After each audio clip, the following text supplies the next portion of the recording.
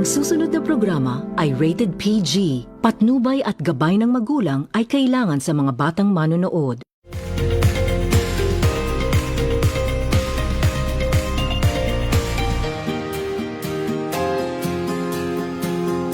Tututukan, babantayan, mga suliraning gumugulo sa pagkatao at isipan. Sasagutin, bibigyang hustisya at solusyon. Magandang araw mga kababayan. Kayo ba ay may mga isyong may kinalaman sa karapatang pantao o pangkalusugan? Tara na't ating solusyonan. Makakasama niyo kami sa paghatid ng kwento at tulong, pag-asa at pagbibigay ng mabilis at di kalidad na serbisyo. Ako po si Lano del Sur, 1st District Representative Zia Alonto Adyong.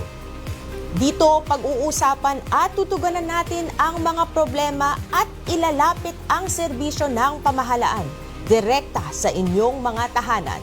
Ako naman po si Attorney Migs Nograles. Ito ang House at your service.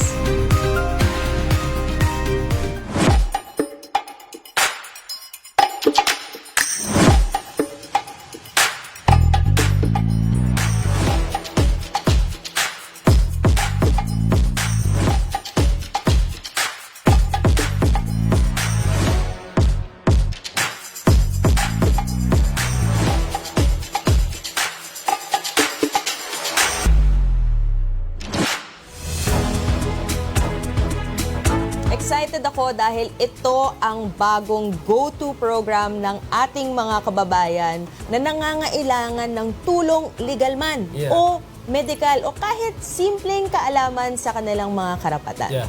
I agree, Attorney Mix, no? Mahalaga kasi itong programang ito dahil nabibigyan natin sila ng plataforma kung saan direkta nila nating naririnig sa kanila ng mga hinangin ng taong bayan at natutulungan din natin silang maproseso at maintindihan kung anong dapat ibigay sa kanila ng pamahalaan. Yung okay din dito, Kong Zia, no? Kasi maraming nagtatanong, usually, 'di ba? Saan ba tayo pwedeng lumapit? Meron akong ganitong problema. Naririnig to, nakikita natin sa Facebook, pero ito ngayon yung programa na makikita nyong may results. Yes. Pinapakita natin kung may kinakausap tayo, pinapakita natin may mga problema yung mga ating mga kababayan na halos ito yung mga everyday issues. Hindi lang naman po kami dito. Dalawa yung nag-uusap dito. Meron po tayong mga kinakausap na kaparte po natin sa gobyerno para makita natin tulong-tulungan talaga ang bawat government agencies and government arms. Kasi dapat ganito naman talaga. Yeah, I agree. Kaya mga kababayan, abangan ninyo dahil sa bawat episode, may mga kwento tayong hango sa totoong buhay. Mga solusyong hatid ng mga ahensya ng ating pamahalaan. Simula pa lang ito, kaya samahan ninyo kami sa bagong yugto ng public service dito sa House at your service.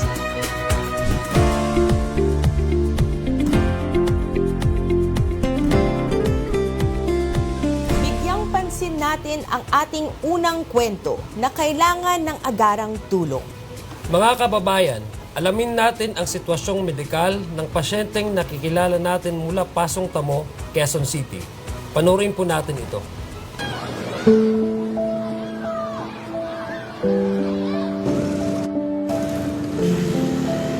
Kadalasang makikita sa isang komunidad ang mga batang nagtatawanan at masayang naglalaro sa kalsada.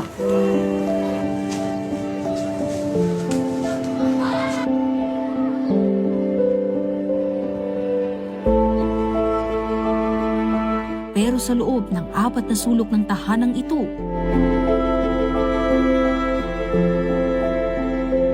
may batang tahimik lang na nakaupo sa isang tabi.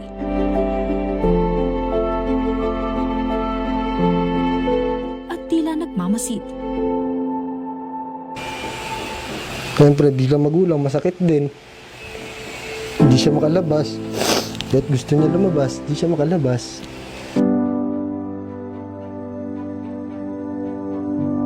Pangalawa sa 3 magkakapatid, si Siti Kylie Abdul, Iskay kung tawagin, ni Tate Wafi at Nanay Kimi. Bagamat 8 taong gulang na, hindi niya nagagawa ang kayang gawin ng mga kaedad niya. Ilang araw kasi matapos isilang si Sky nang matuklasan ang kanyang kondisyon.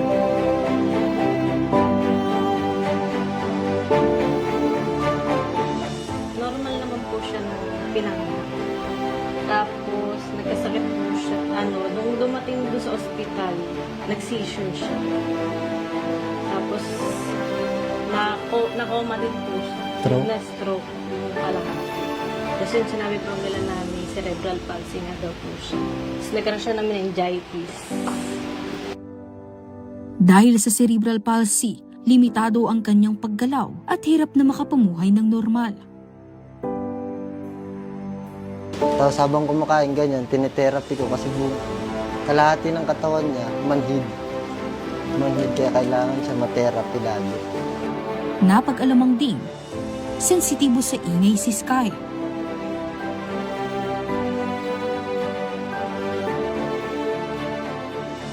Sobrang hirap. Lalo na pag nagko-commute na kami. Pag may bumusina o kaya may sumigaw, inayakap ko siya pag nasa jeep kami. Pag sa tricycle, nagulat siya. Matitiklop siya eh. Kaya kailangan mayunat namin siya. Kailangan yakapin. Kaya kailangan sa tahimik na lugar talaga siya. Sisisyo na siya, maninigas na siya. Mawala na siya ng hangin sa ulo. Hindi man masabi ang nararamdaman o iniisip, naiintindihan at nauunawaan naman ito ng kanyang mga magulang. Paano tawa? Huy, paano tawa? Pakita mo na yung tawa mo. Masyado ka na naman malungkot. Nalulungkot si Papa pag malungkot ikaw eh. Dahil hindi makakilos mag-isa at hindi makapagsalita, ang kanyang mga mahal sa buhay ang nagsisilbing kamay, paa at boses niya. Liligo tayo ha. Liliguan ka ni Papa ha.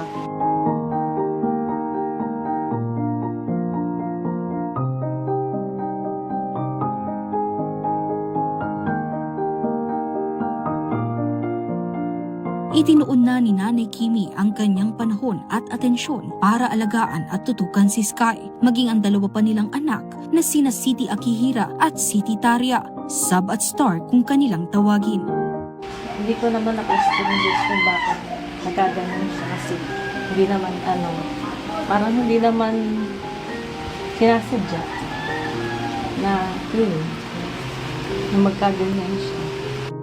Bagamat 24 oras ang pagbabantay kay Sky, hindi naman nila pinapabayaan ang dalawa pang anak. Alis na ako ha. Papa ha. Huwag ikaw malikot dito kay Mama ha.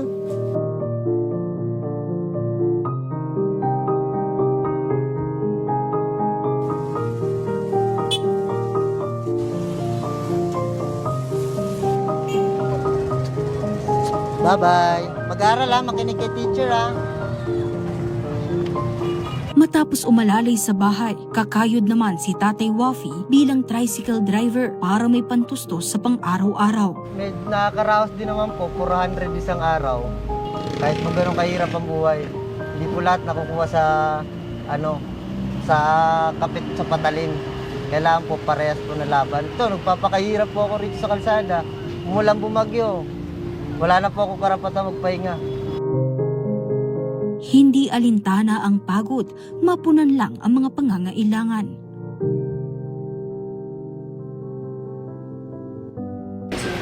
Minsan naisipan ko sumuko, kaso hindi ako pwede sumuko kasi may umaasa sa akin eh. Kagaya nito, pag sumuko ako, paano na to? Kung yung mga ibang magulang kaya nila iiwan yung anak nila, ito hindi ko kayang iwan to.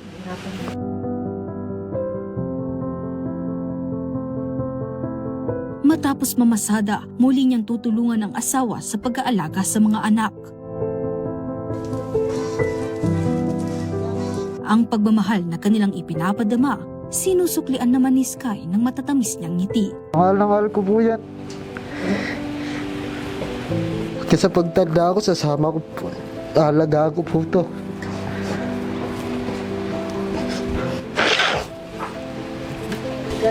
Kahit di kaya, kakayanin. Buong buhay ko sa kanya ko lalaan. Baka hindi ko pumutanggap pag nawala sa akin to. 2 taon na ang lumipas nang huling ma-check up si Sky. Nakailang session na siya ng therapy. Ayun, hinihilot yung paa niya, Buong yung katawan. buong katawan, tapos pinapatayo. Dinadala namin sa mga libreng therapy. Nakatulong naman po. Kaso po, bigla pong nagkaroon ng pandemic. Kaya natigil po siya. Hiling nila na muling masuri ang anak para malaman ang kasalukuyang kondisyon at mabigyan ng karampatang atensyong medikal. Inano po namin talaga na mapagpa-check up. Kaso minsan po hindi kaya kasi mahal nga po yung check up niya.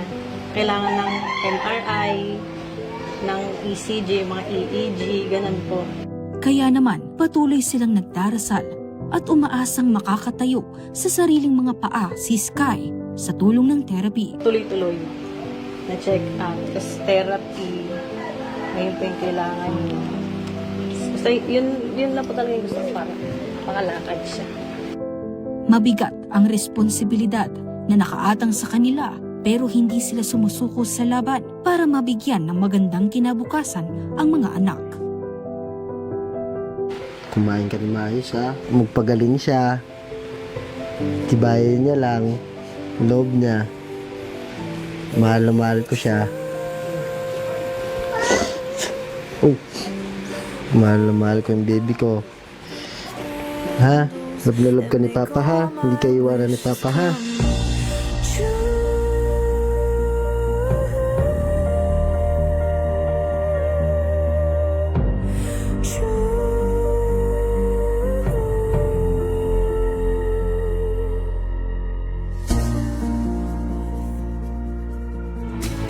At makakasama po natin ngayon si Siti Kylie Sky Abdul at kanyang nanay na si Kimberly Joy Bolito para bigyang linaw ang kanyang kondisyon. Kamusta naman po kayo, Nanay Kimi? Okay lang naman po. Si Sky naman, kamusta? Okay lang din po. Ayan, so nandito po kayo today dahil lumapit po kayo dahil nga merong kondisyon si Sky, no? Ilang taon na po si Sky? 8 po. 8 years old. So, si Sky, ano yung medical condition po niya? Meron po siyang cerebral palsy. Cerebral palsy. Ano po yung naging challenges niyo bilang sa pang-araw-araw po na the way na paano kayo magtrabaho at the same time may anak po kayong may kondisyon ng cerebral palsy? Ano po, hindi po ako nakakapagtrabaho. Hindi po siya pwedeng mawala ng bantay. Kasi ano po yung sa ano niya, ano po yung pandinig niya masyadong malakas po. Nagugulat siya. Kaya hindi po siya pwedeng iwan. So, ang pandinig niya, so nagugulat siya Opo. pag Kahit may malakas, Opo. may nagsi-seizure po ba? Si Sky? Parang sabi po, seizure daw po yun. Seizure Pag yun, nagulat pag siya. nagugulat. Opo. Okay. So, talagang ikaw lang ang makakapagkalma. Opo. Walang iba na try nyo. Si Mister, Oh, Ano siya pong trabaho din po. ni Mister? Tricycle driver. kwentuhan nyo kami sa kondisyon ni Miss Sky, no? Kanina nagkukwentuhan tayo na nung paglabas niya, Normal lang. normal. And then, ilang araw bago nagkaroon siya ng mga sintomas? Mga 4 or 5 days po. Paano? So, kwento niyo po sa amin paano nagsimula yon. Paglabas niya po, 4 to 5 days po, parang ayaw na po ng dumede. Tapos namumutla po, ayaw niyang kumain. Tapos tinakbo na po namin siya sa ospital. Tapos yun nga, pagtingin po sa kanya, chinek po siya. Tapos sinabi po na kailangan daw po siyang salina ng dugo. Tapos nung na po yung sa lab, yung ganun po lahat, meron daw po siyang blood clot. Ano po yung pinaka-immediate? Tapos meningitis po. Meningitis. Nagkaroon po siya ng meningitis. So, nagka-infection na rin. Opo. Ibig sabihin, yung condition po ni Baby Sky, hindi po siya nalaman agad-agad. Opo. So nagkaroon muna siya ng stages, nagkasakit muna, tapos yung sinasabi niyo po nagka-meningitis. Opo. Tapos blood Saka po clot nalaman po. ng Opo. doktor. May mga maintenance ba siyang Meron. gamot? Magkano inaabot nun ang ano po? gastos nyo sa gamot? Ang gamot niya po nasa 300 po. Ang isa lang naman po ininom niya yung maintenance lang po. So sabi niyo po yung si Mr. nag-driver po, no? Tama po pa yung Opo. So paano po yung yung pang-araw-araw niyo nagastusin tapos meron din po kayong mini-maintain? Paano po tayo nakakaraos? Saan po tayo Ayun po, lumalapit? bibiyahe po siya ng umaga. Tapos uwi po siya ng tanghali, magbibigay po siya ng pambiling pagkain. Tapos bibiyahe po ulit. Okay. Yung kita niya sa araw, Opo. sa umaga, Opo, sa madaling araw po. iuwi niya. Madaling araw. Anong oras Opo. siya maalis ng bahay? Minsan po, alas 3, alas 4. Tapos babalik siya ng lunchtime. Opo. Trabaho until anong oras umuwi si Mr. Ano po, uwi po siya ng medyo mga 3. Papahinga po, tapos lalabas na ulit siya ng 5. Kasi po, susundo naman po siya dun sa pangalan. Kailangan din talaga kasing maging talagang trabaho, no? Trabaho, mister, kasi siya yung siya lang yung naghahanap buhay, tama po ba? Tapos meron silang anak na may kailangan talaga ng medical maintenance, no? Alin po ba ang mga hirap talaga kayong ipagpatuloy dahil nga sa kakulangan, sa panggastos? Ay, yung check-up niya po. Yung talaga. check-up. Opo. May daily Tsaka, check-up siya? Gano'ng ano katagal po? ang check-up? Once a month po. Once a month. Opo. So ano po ba ang pangarap nyo para kay Sky? Makalakad lang. Makalakad po. Sabi po ba ng doktor na pag meron siyang check-up or Therapy meron po. siyang therapy, Opo. meron siyang pag-asang Opo. makalakad? Siguro po nasa din po sa therapy po talaga na kung tuloy-tuloy po. Meron na kayo nahanap na doktor? Nung nung una po, nagte-therapy siya. 2019 po. Kaso nag-pandemic po. Hindi po natuloy. Sa mga nanonood po sa atin ngayon, ano po yung mensahe niyo po na gusto niyo ipaabot sa kanila? Sana po kahit pa paano matulungan nila si Sky. At ayun na nga mga kababayan, kailangan ni Sky ng check-up at therapy para sa pagpapabuti ng kanyang kondisyon. At kaugnay po niyan, makakausap po natin ngayon si Quezon City 6th District Representative Congresswoman Marivic Copilar na handang maghatid ng tulong para kay Sky. Magandang araw po, Congresswoman Marivic. Magandang araw, Kong Z and Attorney Migs. Isa rin itong pagkakataon para sa akin na makapag-abot ng tulong sa aking nasasakupan. Kaya maraming salamat sa pagkakataon. Maraming salamat. Maraming salamat po din sa pagtanggap ng inyong invitation. Ngayon makikita nyo isa sa mga constituents nyo po na nangangailangan ng tulong. Nandito po si Baby Sky na 8 years old. Nandito po si Nanay Kimi na ito nga po kung na yung sitwasyon nila ay since pinanganak, normal.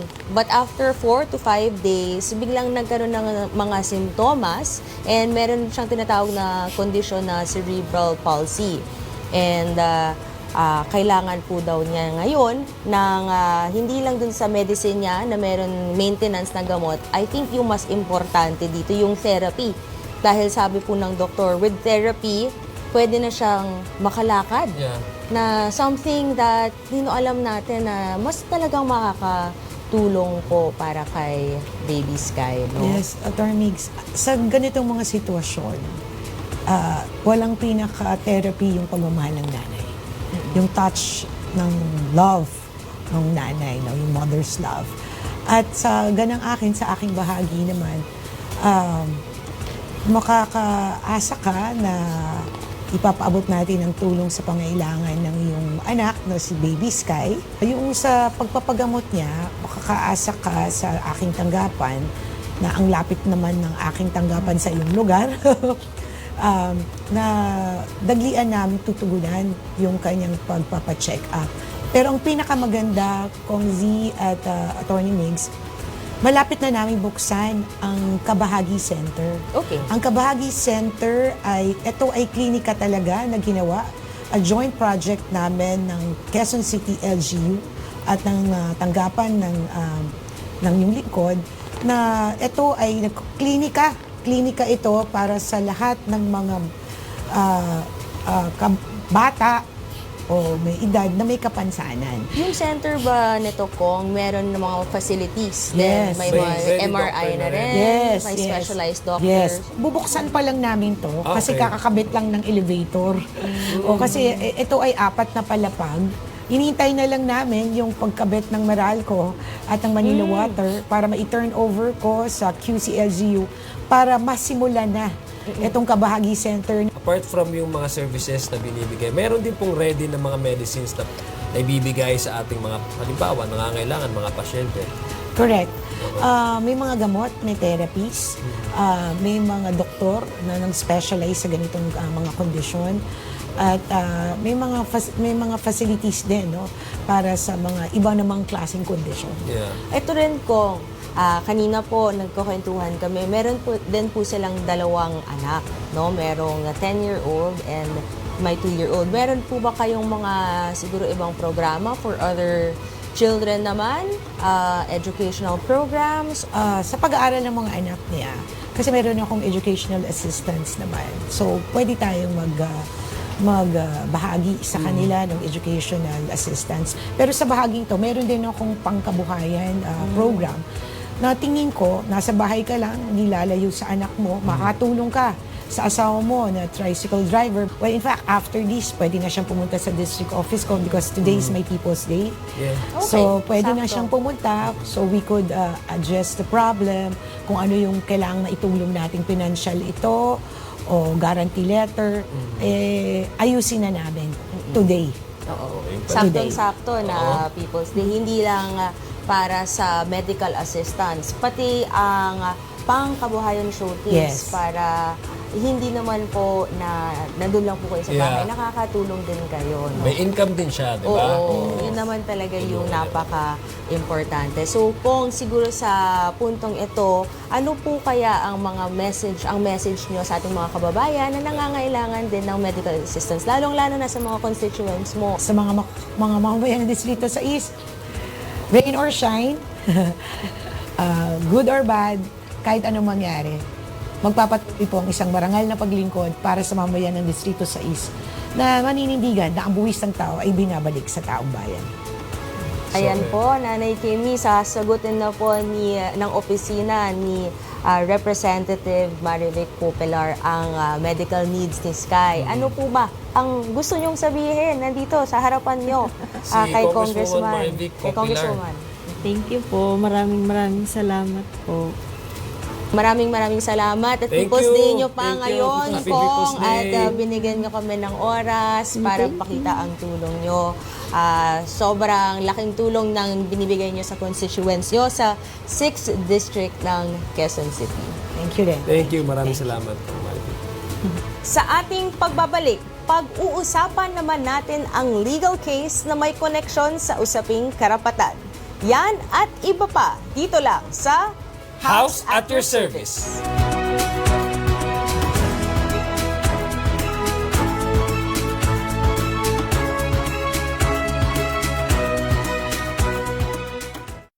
Relationships, intimacy, mental health. Ito ang safe space mo for questions we're all afraid to ask. Pag-usapan natin ang lahat ng yan. Abangan. This December, be informed of the top news of the day. From the local headlines to international stories that matter to the lives of every Filipino. Delivered with credibility and integrity by anchors William Theo and Angela C. This is The Night Desk. Premieres on December 15, Monday to Friday, 9:30 p.m. Only on IBC 13.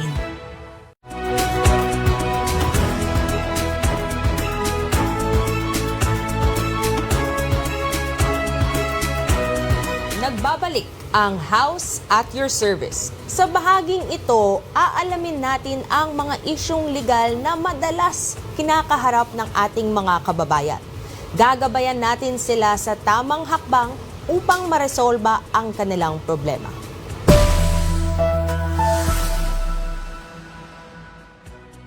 Dumulog sa House at your service si Teresa Trinidad Canya para ireklamo ang half-siblings ng kanyang namayapang asawang si Romulo Canya. Ayon kay Aling Teresa, inangkin ng mga kapatid sa ama ni Mang Romulo ang mga ari-arian nito, kabilang ang bahay, 2 smartphones na may access sa mga kontrata sa negosyo at iba pang mahalagang gamit. At para ilahad ang mga detalye, makakausap natin ngayon si Teresa Trinidad Canya na kasama ang kanyang pamangkin na si Lizelle Trinidad. Magandang araw sa inyo, Ma'am Teresa. Gandang araw At Ma'am Lizelle. Salamat sa pagpunta nyo dito, sa pagbigay ng oras para mabahagi nyo itong legal issue. Siguro ikwento nyo po ano ba ang naging cause nito? Nung una, nagkita-kita naman na kami yan mga half-siblings sa father side. Pero mga maliliit pa sila noon. Tapos ito, parang nasa 20 years mahigit bago kami nagkita-kita. Ngayon, in-inform nga sa akin nung isang kapatid niya, bali pangatlo mula sa asawa ko, na yun nga, nasa ICU daw yung asawa ko sa lung center. Di yun po, pinuntahan namin. Kaya lang, ang sabi niya sa akin nga nun, wala naman daw ibang mapag-iiwanan, parang ganun yung maiiwan ng asawa ko, kundi sa akin at sa anak namin. Ngayon po, ito nawala na nga yung asawa ko kasi hindi naman nga nakasurvive. Iba na yung nila, yung sinabi niyang gano'n na sa amin lahat mapupunta, hindi naman po nagkatotoo. Kasi katulad po ng bahay na sana makuha po namin, yun nga lang po kasi sa squatter area po yun. Pero kahit paano po sana makakatulong yun sa pag-aaral ng anak namin. Ilang taon yung anak nyo ngayon? 22 na po siya, college. College. Opo, fourth Anong year. kurso? SRM po. HR. Patapos na? Opo. Oo. No? Tama ho ba? Nagkahiwalay ho kayo ng inyong mister? Opo. So meron ho siyang, parang meron ho siyang nakasama din po, no? Mga parang... Nung oras na hiwalay po kayo, tama po ba yun? Parang, parang mga lang niya. Paiba-iba naman po siya eh. Ilang taon kayo nagkahiwalay? Physically, nagkahiwalay? Hindi na kayo nagsama sa isang bahay? Bali 21 years po. 21 years. Opo. Pero annulled ba kayo? Hindi po. So, walang kahit anong kaso, walang legal paperwork. So, Wala. ngayon, on paper, ay mag-asawa pa rin kayo. Wala kayong ibang pamilya. Wala po. Wala rin po siyang ibang pamilya. Yun lang nga po, yung nagkakaroon siya ng mga parang... Mga jowa. Pero wala po siyang anak, no? Wala po. Okay, wala po. Kailan po nangyari? Kailan po namayapa si si mister? Ito lang pong September 26. Ano po yung cause nung kanyang ano? Ang nakalagay po sa niya, parang pneumonia, tapos parang nagkaroon na po siya ng komplikasyon. At ano po ang trabaho ninyo naman ngayon, nanay? Ano po ako, bali may tindahan po akong maliit. Doon namin kinukuha yung namin, pangkabuhayan. Ma'am, nagsabi po ba si Manong Romulo na saan nyo mapupunta yung kanyang ari-arian if in case po ng oras na mawala Hindi po siya Wala po siyang nakakapagsalita. nasabi. Opo, pero marami siyang sinasabi, umiyak na nga siya nung unang makita ko na magpunta kami doon eh. Kaya lang po wala siyang boses. Marami siyang, yung bang maraming yung Pero bibig meron niya. ba siyang sinabi even before that? Kunwari, syempre di ba minsan napapag-usapan yun, kung may mangyari sa akin. Wala po. Ano, Pero yung sa anak, inyo yung mapupunta? sa anak po namin, nasasabi niya na nagsisikap siya para sa anak namin. Sinasabi Opo. niya talaga, narinig niyo Oo. dun sa anak niyo. Ano po ba yung mga naiwan ni Mister na Yung actually po, yung... ano po yung mga properties na yung pinag-usapan po opo. natin kung bahay, kung Opo. saan po siya namayapa, no? Yung sasakyan po niya, in-endorse na sa amin. Yung sasakyan lang niya. Tapos yung pong... Gusto ko nga sanang makuha yung bahay nga para parang pang-finance nga sa pag-aaral nung... Yung anak Opo, ninyo. para mapaupahan kumbaga. Kaso nga po, hinaharang nung mga half-siblings niya sa father. So isa-isahin natin, no, ma'am, ang maraming hinaharang siguro itong yung mga half-siblings. Ang sinabi niyo una yung bahay. Yung bahay na to ay ang tinitirahan ninyo nung kasal kayo? Hindi. Tinitirahan niyo ngayon? Or tinitirahan ni Asawa, Mister? opo. Tinitirahan lang po niya. Yung since naghiwalay kayo? Opo, nakapagpatayo po siya doon ng na sinasabi nga nila na yung lote daw noon, doon sa kapatid niya. Yun po ang mga pinangaharang nila sa amin. Tapos sabi So pa nga, may bahay, may lote, May sasakyan, no? may sasakyan. yung sasakyan po nga na sa amin na, Oo. Nasa inyo na. Cellphone. Cellphone. yun po, hindi nila in-endorse sa amin. Pero nung una sabi nila, ibibigay sa amin. Pero nito na, lately, sabi nila, hindi raw ang mapupunta sa amin kasi nga marami daw nakaano sa loob ng So cellphone na nasubukan baka... niyo pong mag-reach out sa kanila, nakipag-usap po kayo doon sa mga kapatid? Na, Opo, ilang beses po kami nagpunta doon. Nung October, ano ba yun? 26 po. October Or 26, nagpunta po kami doon ng maaga. Siguro mga 7 o'clock, andun na kami. Bali, sabi ko nga doon dumiretso po kami sa yung nangungupahan. Tapos sabi namin kung pwedeng i-ano sila na nandun kami. Nagalit po sila. Bakit daw nagpupunta kami doon nang hindi nagpapasabi sa kanila. So Hindi, sila na lang nakitira doon sa bahay na yun? Hindi pa po. Bali yung bali 3 po yung na yun, pinto. Yung 2 po sa taas, meron po nangungupahan. Okay. Tapos yung sa baba, yun yung tinira So, tinira na asawa pinuntahan ko. nyo, hindi na kayo gusto kausapin? Pinaalis kayo? Hindi po. Ano po kasi yun, nung nagpunta po kami doon para po kausapin yung mga tenants, kamustahin po, kung okay lang ba sila doon. Ang nangyari po, nung pina-inform po namin na sabihin po na nandun po kami, sinugod po kami ng half-siblings. Sinugod? Oh. May Opo. pananakot, no? Para, Opo, mayroon ba? pinagsisigawan po si tita. Pinagsisigawan Bumaba po kayo ako. dito, sabi niya. Dito tayo mag-usap sa baba. Ginanon po kami. Nag-aalmusal po kami. Ilan ang half-siblings? Ilan? 11 po sila magkakapatid eh. 11 ang sugod sa inyo? Pero Hindi dalawa lang po yun, tsaka isang hipag. Medyo marami-rami yun. Oo. Bali, 3 sila. Tatlo po silang babae. tatlo. 3. Isang hipag, tsaka Sabi sa'yo dalawang ka, isog, no? Tas, May Sabi niya. mga ebidensya ba kayong panghahawakan ninyo na ang may-ari talaga nito, ang asawa nyo sa mga bahay, mga kotse, mga cellphone? yung sasakyan po, nakapangalan naman sa kanya. Okay. Yun nga lang po itong bahay, kasi lang po yun, squatter, tapos kanya-kanyang squat lang sila doon, kanya-kanyang patayo ng bahay. Ngayon po, wala talagang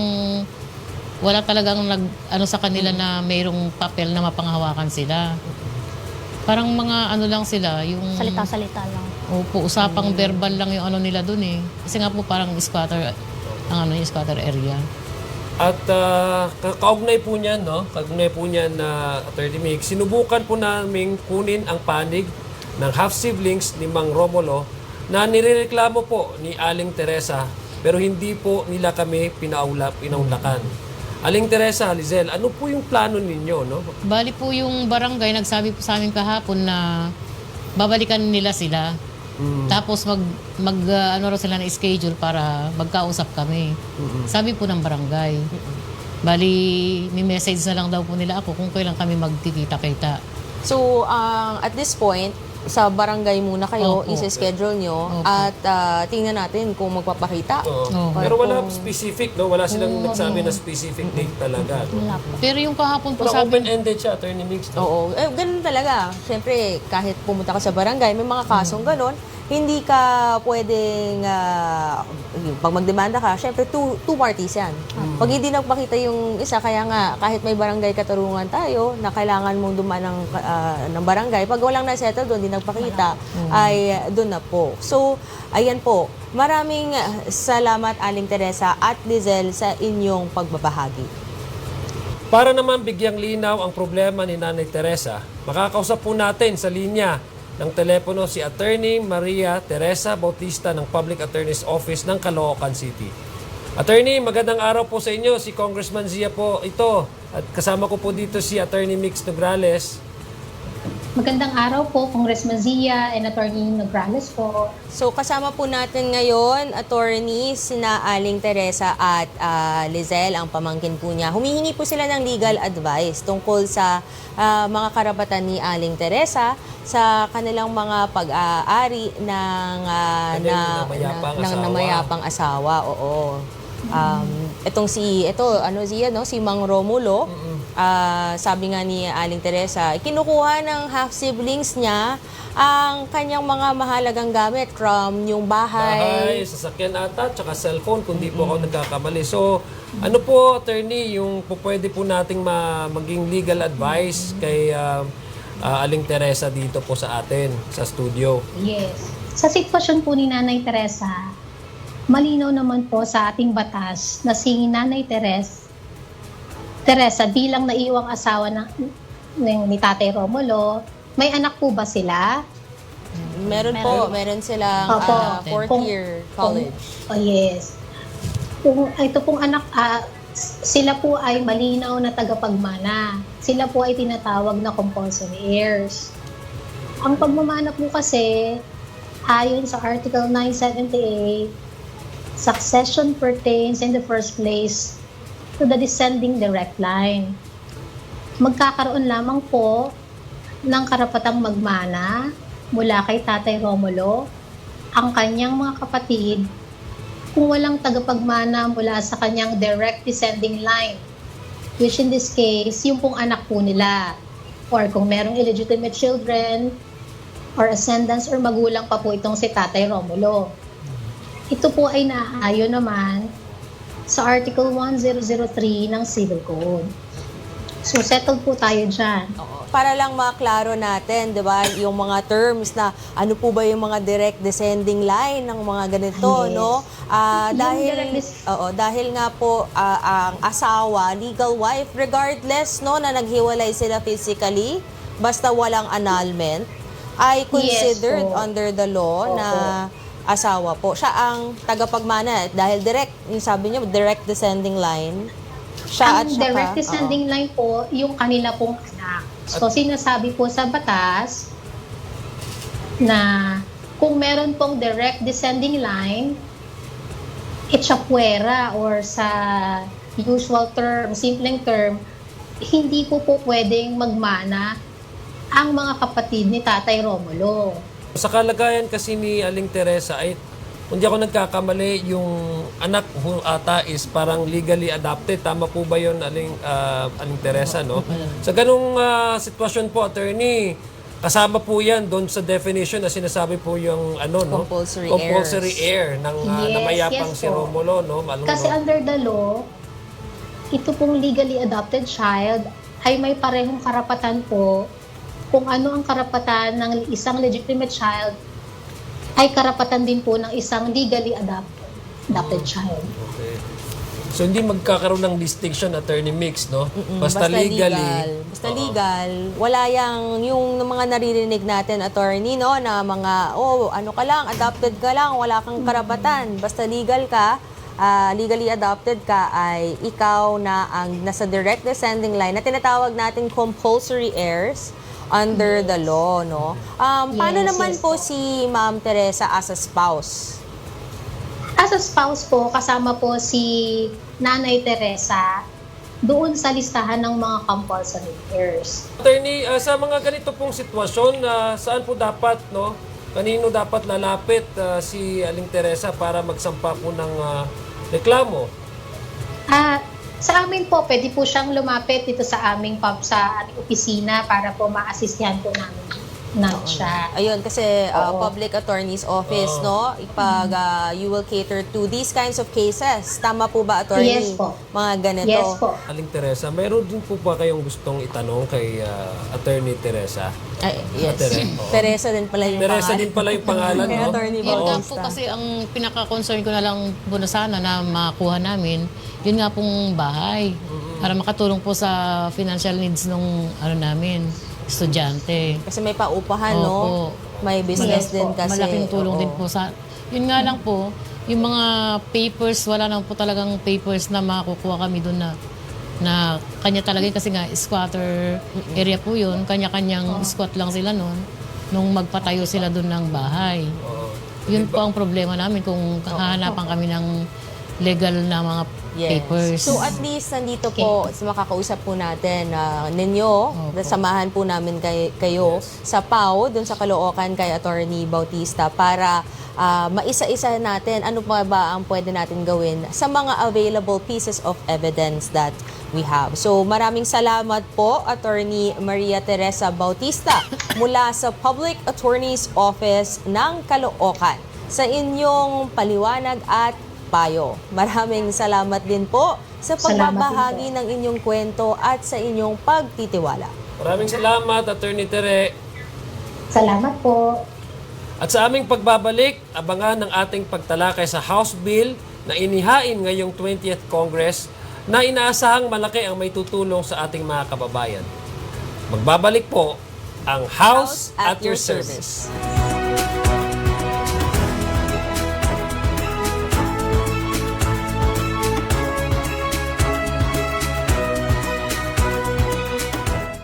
Gusto nyo ba ng mas exciting na content? It's time to manually scan your Digibox or Smart TV. Tune in sa aming dynamic trio lineup. All in one channel band. Stay tuned to Congress TV at Channel 13.2 for the latest updates and happenings straight from the legislative halls. Enjoy your favorite shows na hindi lang siksik sa information, kundi punong-puno rin sa entertainment sa IBC 13 at Channel 13.1.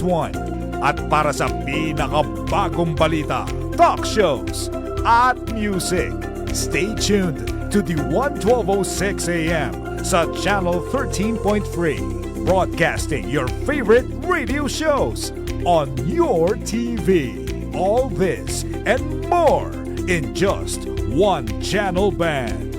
Don't miss out. Manually scan your Digibox or Smart TV now to enjoy Congress TV at 13.2, IBC 13 at 13.1, at the 1206 AM at 13.3. Experience more. Enjoy more. Only on your TV. Bago matapos ang taon, deserve na deserve mo ang maging masaya. Kaya arat na at maglaro ng loto. Malay mo, mapasa kamay mo na ang limpak-limpak na money prizes. Tara na, let's play Lotto! Tumaya at manood na ng PCSO Lottery Draw. Araw-araw, tuwing 2 p.m., 5 p.m. at 9 p.m. Play smart. Play responsibly.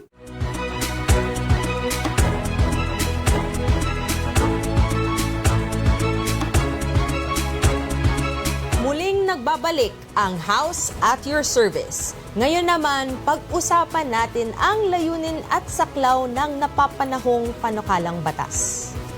Ngayong 20th Congress, inihain ng House Bill 110 o ang Philippine Responsible Driving and Accountability Act at House Bill 1657 o ang Defensive Driving Act of 2025. Panurin po natin ito.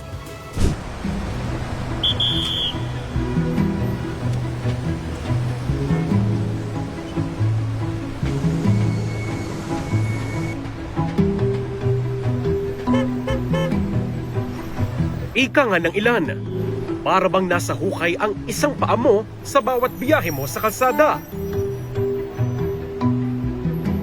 Araw-araw, milyon-milyong motorista ang binabaybay ang matrapik na kalsada sa Kamaynilaan. Kanya-kanyang busina, kanya-kanyang singit, at kanya-kanyang gawa ng paraan para agad makarating sa pupuntahan. Dahil dito, hindi maiiwasan ang mga insidenteng nagre-resulta sa init ng ulo, reklamo at sampahan ng kaso.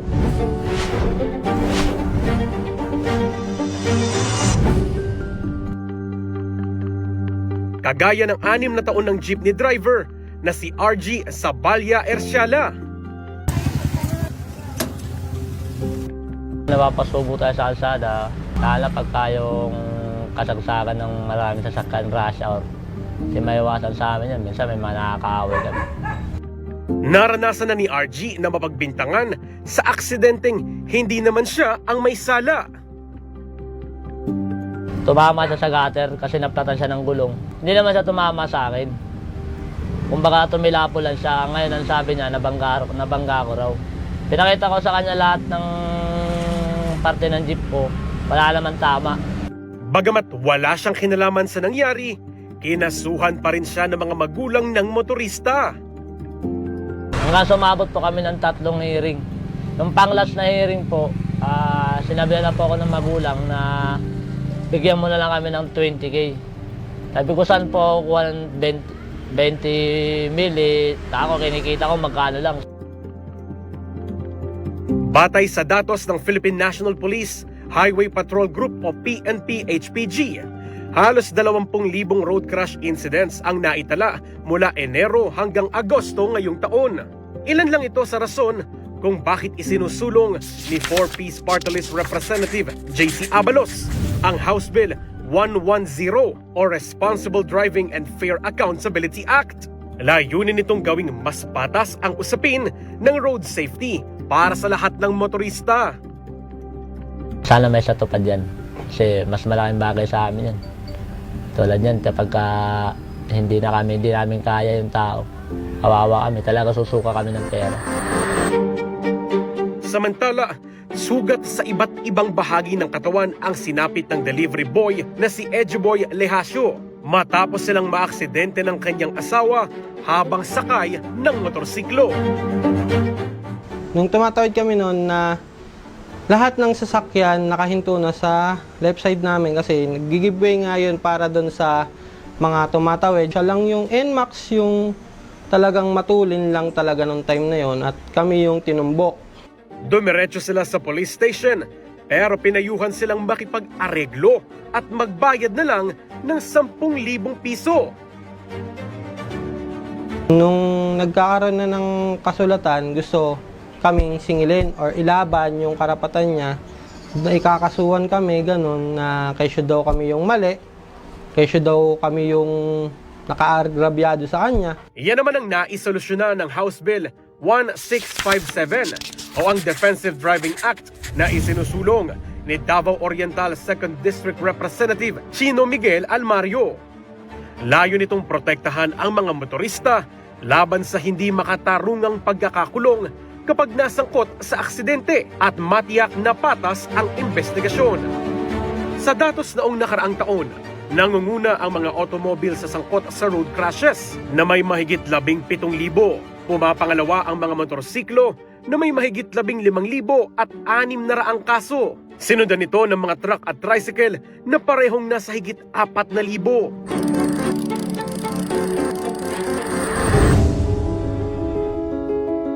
Bilang mga motorista, malinaw para kina RG at Edgeboy ang mga dapat isaalang-alang para sa mas ligtas at responsableng pagmamaneho sa kalsada. Maging balasubas, maging malamig lagi ang ulo, maging malawak yung pangunawa sa kapwa, makipag-usap lang na maayos, wag natin idaan sa sigawan at sa murahan para mas maganda yung pakikitungo. Hindi mainit yung ulo, wag nilang samahan ng ganun kasi minsan maraming na-aksidente sa pagiging arrogante. Bukod sa mga batas na ipinapatupad sa lansangan, naniniwala sina RG at Edgeboy na mahalagang maisabatas din ang dalawang House Bills na magbibigay ng proteksyon at patas na hustisya para sa lahat ng motorista. Sana may satupad yan. Mas maganda yan para sa amin. Hindi lang sa akin, sa ibang driver, sa ibang motorista sa kalsada, nasa kalsada nga nabuhay araw-araw. Pinakamaganda talaga yan. Yan dyan naman yung mga investigasyon natin, ma'am, na tinatawag ng mga polis, di ba? Malalaman natin kung sino talaga yung mali.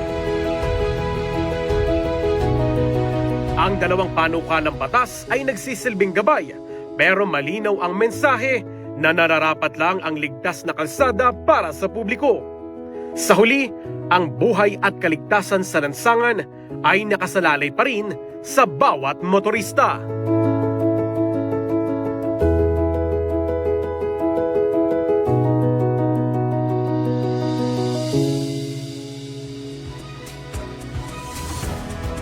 Unahin natin ang House Bill 110 or Philippine Responsible Driving and Accountability Act.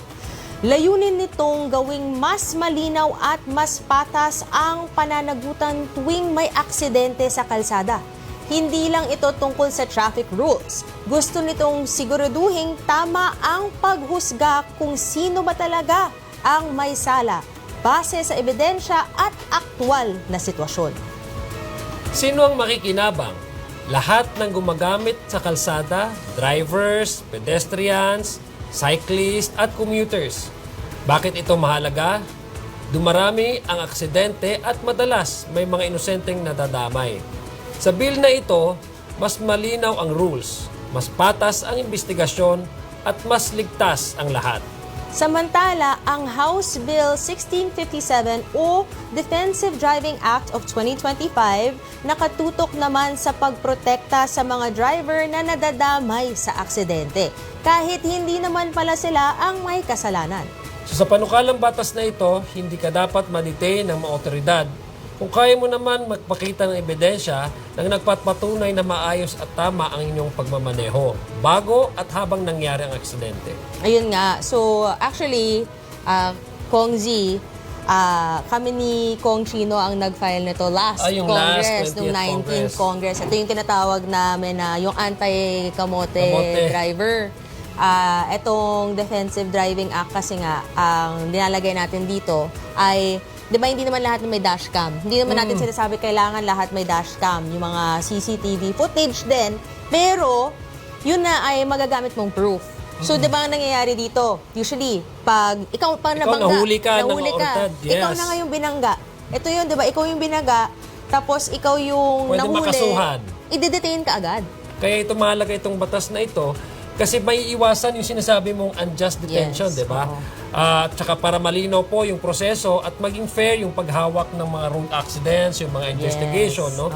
At higit sa lahat, mas pinapalakas nito ang kultura ng responsible and evidence-based na pagmamaneho sa ating bansa. Yun yung importante, yung responsible driving and evidence-based. Kaya tandaan, mahalagang alamin ang bawat panukala at batas para sa ating mga karapatan. Dahil ang marunong, angat sa lahat. Huwag po kayong bibitiw. Magbabalik ang House at your service.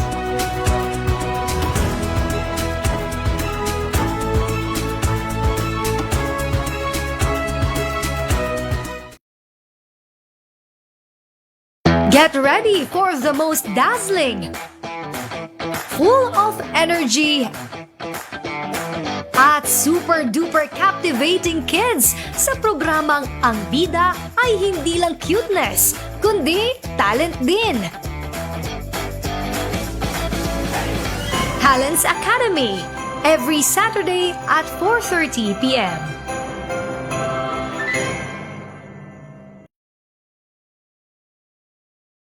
Yung tinago po nila sa akin, yung bata. Hindi ko po iuurong yung kaso. Sinabi ko na mabubulok sa kulungan. Unang-una po, hindi po normal para sa amin yung ganitong buhay. Sa tuwing may inaapi, kami ang kakampi ng katotohanan at katarungan. Ito ang programa kung saan laging patas ang batas. Legally Speaking, tuwing linggo, 3:00 ng hapon.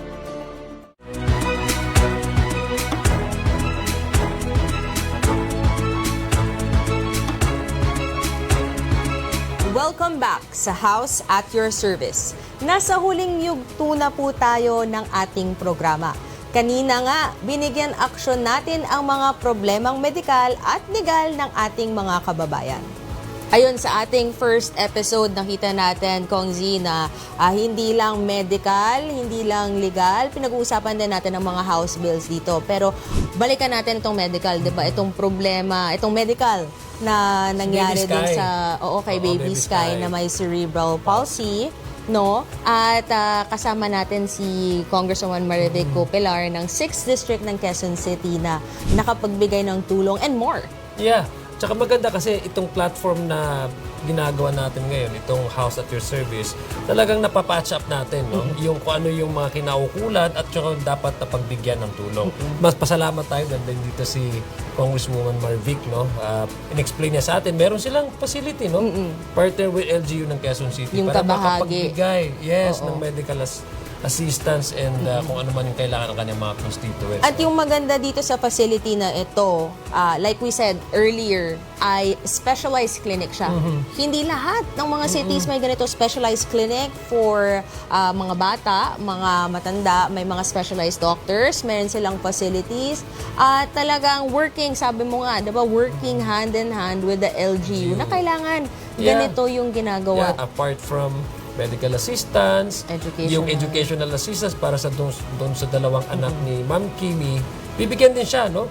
Ng livelihood assistance. Yes, the livelihood. Tsaka pasalamat tayo dahil dito nangyari yon sa natin, at programa. harap-harapan, no, na House at Your sana Service. marami tayong matulungan, Yes. 'di ba, sa pagpatuloy ng ating mga episodes. So hindi lang din medical na mga issues ang pang-araw-araw na mga problema ng ating mga kababayan, pati rin ang mga legal issues. At ang ating legal issue kanina, ito rin isa sa mga malaking issues pinagdadaanan pag pumapanaw ang asawa. Yes, no? oo.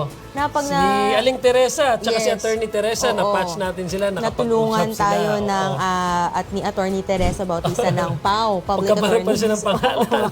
Public Attorney's Office ng Caloocan na binigyan ng gabay Yes.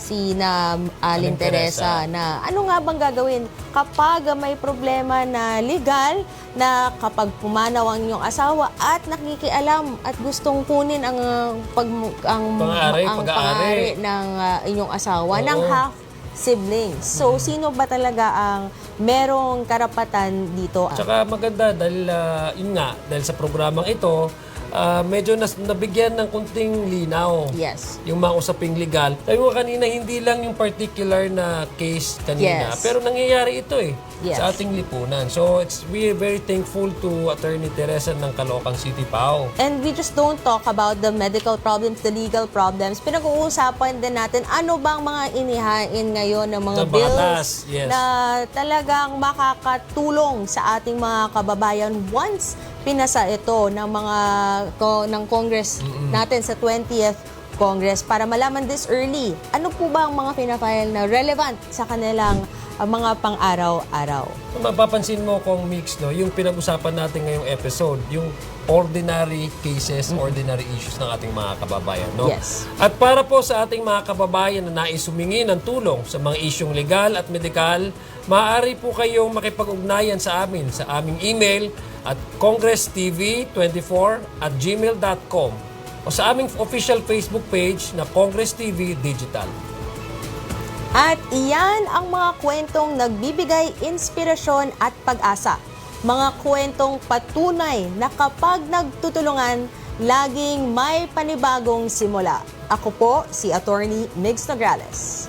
At sa inyong pagharap sa mga hamon sa buhay, asahan niyo po na kami ang inyong kaagapay. Samahan niyo po kaming maghatid ng dekalidad na serbisyo publiko para sa bawat Pilipino. Ako po si Congressman Zia Alonto Adyong. Mga problemang legal at medikal ating aaksyonan. Dito lang sa House at your service.